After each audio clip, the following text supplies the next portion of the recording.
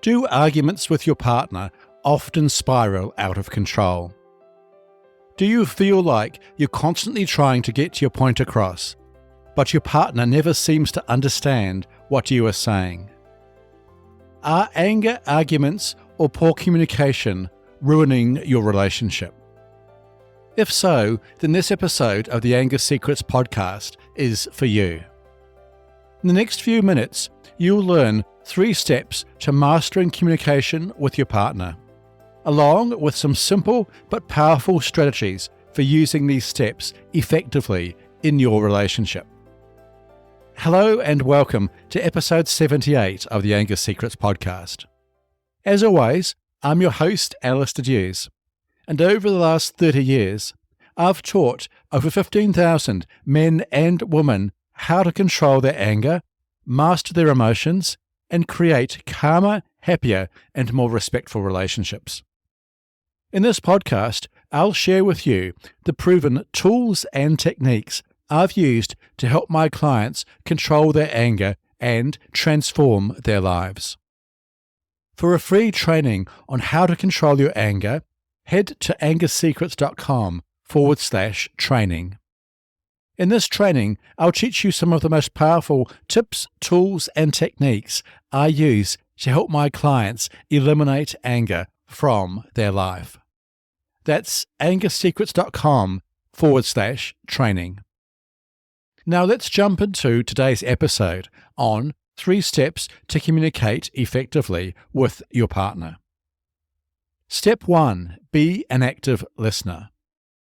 The first step to communicating effectively with your partner is to become a better listener.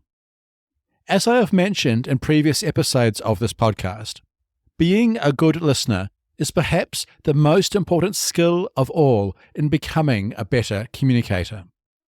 In particular, learning how to actively listen to your partner is perhaps the single most powerful thing you can do right now to transform your relationship and communicate far more effectively with your partner, almost regardless of what is going on between you. As I have described in episodes 15 and 69 of this podcast, active listening involves being fully present and engaged in the conversation with your partner, including paying attention to the words they use, their body language, and the feelings behind the words your partner is saying. Some tips for actively listening well include maintaining eye contact, using positive body language, asking clarifying questions, and summarizing or paraphrasing what your partner has said. Most crucially, however, instead of giving advice or attempting to solve problems when you are actively listening to your partner, it is better to be curious and open-minded about what your partner is saying and allow them to fully express their thoughts and feelings without judgment. Perhaps not surprisingly, active listening is hard for many people. In most conversations, for example, people are trained to respond to what the other person is saying by giving their own thoughts and opinions. This is called talking rather than listening. Instead of giving your own thoughts or opinions, it is better to try to get underneath the surface of what your partner is saying. If you are attempting to give your partner advice or solve their problems, you are not listening to them. This will mean that your partner will not feel heard or listened to, and in most cases will ultimately decide to stop talking with you entirely. In my private counseling sessions, I have spent many hours helping people to actively listen to each other. One tip I use frequently is just to encourage the person who is actively listening to their partner to ask their partner questions. These questions might be questions about what their partner has said or how their partner feels about the situation they are talking about. In most cases, questions are powerful tools for deepening communication and encouraging your partner to open up about what is really going on for them. Some simple questions you can ask your partner to be a better listener include questions such as, what do you think about this? How did you come to that conclusion? How do you feel about what happened? or simply, "Can you tell me more about that?" These questions not only show that you're truly interested in understanding your partner's perspective, but also encourages a deeper level of communication. They also help shift the focus from a potentially confrontational exchange to a more collaborative and understanding dialogue. Remember, the goal of active listening is not to agree with everything your partner says, but to understand where they're coming from. This understanding can be the foundation for resolving conflicts and building a stronger, more connected relationship. Once you have mastered the art of active listening, however, the next step to communicating more effectively with your partner is Step 2. Express yourself clearly and non-aggressively. The second step to successful communication is to learn how to express yourself clearly and non-aggressively. This means being able to communicate your thoughts, feelings, and needs in a way that is respectful and considerate of your partner's feelings. It includes being mindful of the words you use, how loud your voice is, what body language you use, and what your tone of voice is. Expressing yourself clearly and non-aggressively also means avoiding any behavior or words that could be interpreted as threatening, humiliating, or demeaning. For example, avoid raising your voice, using insulting language, or making assumptions about your partner's thoughts or feelings. A simple model I use to help people express themselves clearly and non-aggressively is called the DESC model. The DESC model is a communication model that was developed in the 1970s by communication experts Sharon and Gordon Bauer. The DESC model consists of 4 steps. These steps are: Step 1. Describe the situation you want to talk about. Step 2. Explain your feelings about this situation. Step 3.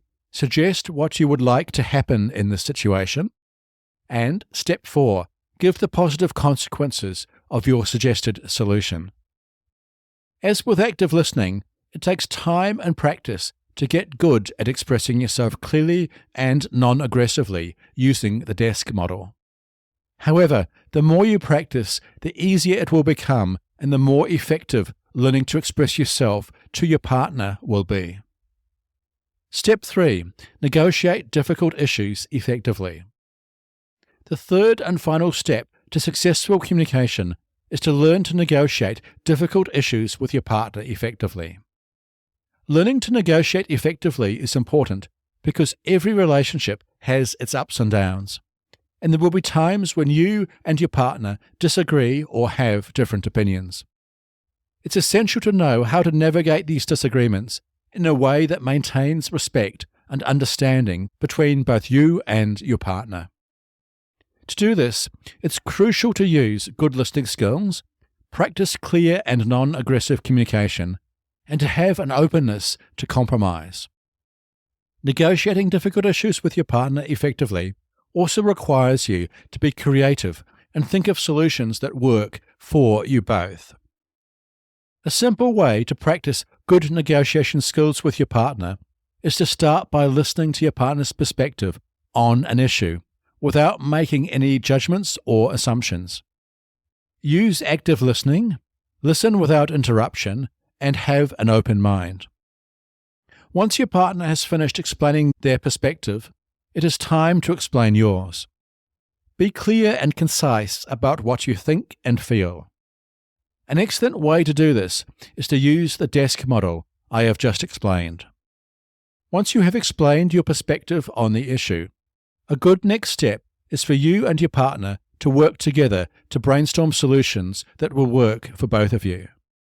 This means that you and your partner should try to come up with as many solutions as possible to the problem you are facing. Once you have done this, work together to choose the best option for you both at the present time. This may require compromise from you both, but if you can come up with a solution that works for both of you, it is worth the effort. Okay, there you have it, 3 steps to successful communication in a relationship. Remember, active listening, expressing yourself clearly and non-aggressively, and negotiating difficult issues effectively are all skills that take time and practice to master. But by practicing these 3 steps of successful communication, you will create a calmer, happier, and more respectful relationship. Remember too that if you'd like help in mastering these skills, I offer a free 30-minute phone consultation where we can discuss your specific situation and how I can support you in controlling your anger and improving your communication skills.